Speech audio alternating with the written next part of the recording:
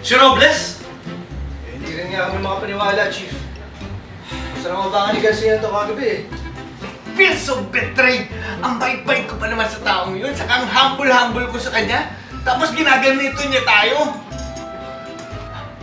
Chick, paano kung plantahan natin ang lapel? Ano bang? Wartap!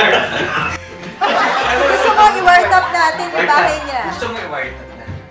Chick, sasabihin siya. Line pa ni Dennis. Bye! Line ni Dennis. I-wartap natin yung bahay niya. Pwede naman. Pero illegal yun. Hindi, wag pwede naman. Hindi pwede. Ay, di pwede. And 5, 4. Hindi pwede, illegal yan. Okay ba? And 5, 4, 3, 2.